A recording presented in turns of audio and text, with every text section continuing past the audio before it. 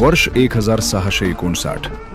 अफजल खान 20 ते 35 हजारांची प्रचंड फौज घेऊन स्वराज्य नष्ट करण्यासाठी निघाला. वाटेत तुळजापूरची भवानी मंदिर तोडली, पंढरपूरचा धोका टाळला. पण त्याचा उद्देश स्पष्ट होता: शिवरायांना ठार मारणे. नमस्कार मित्रांनो, पुन्हा एकदा तुमचं स्वागत आहे मिस्ट्री महाराष्ट्रावर. जर तुम्ही नवीन असाल किंवा गेल्या भागातून थेट इथे आला असाल तर आधीचा भाग नक्की पहा. त्यात आपण संभाजी कावजींचा उदय आणि जावळी मोहिमेचा थरार पाहिला.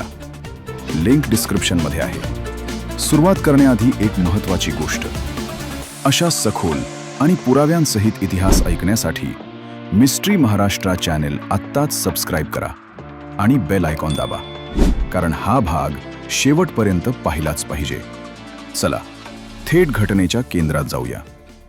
शिवरायांना समजलं होतं की थेट लढाईत विजय कठीण आहे, म्हणून त्यांनी हुशारीने प्रतापगडाच्या पायथ्याशी भेटीचं नियोजन केलं. शामियाना उभारला गेला, नियम ठरले. दोघेही निशस्त्र, फक्त 10 अंगरक्षक. शिवरायांनी काळजीपूर्वक तयारी केली. त्यांनी आत कवच घातलं, वाघनख आणि बिचवा लपवला. त्यांच्यासोबत विश्वासू अंगरक्षक जीवा महाले, संभाजी कावजी कोंढारकर, येसाजी कंक आणि इतर. भेट सुरू झाली.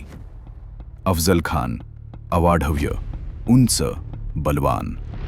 त्याने शिवरायांना मिठी मारली आणि अचानक खंजीर चालवला.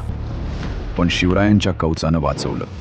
शिवरायांनी वाघनखानं खानाचं पोट फाडलं आणि बिचव्यानं वार केला. खान वेदनेनं ओरडत धोका धोका म्हणत बाहेर पळाला. त्याचा साथीदार सय्यद बंदा शिवरायांवर चालून आला, पण जीवा महालानं त्याचा हात छाटला आणि ठार केलं. याच्यासाठी म्हण आहे, होता जीवा म्हणून वाचला शिवा. आणि तेव्हाच शिवरायांचा आवाज घुमला: संभ्या धाव, त्या वैऱ्याला जाऊ देऊ नको. संभाजी कावजी भाल्यासारखे सुटले. खान पालखीत बसला. भोये पळू लागले.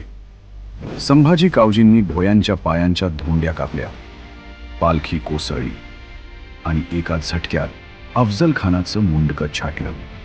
हा क्षण नव्हता फक्त एका सरदाराचा अंत, हा होता स्वराज्याचा खरा टर्निंग पॉइंट. अफजल खानाच्या मृत्यूनंतर मराठ्यांनी खानाच्या फौजेवर हल्ला केला आणि पूर्ण विजय मिळवला.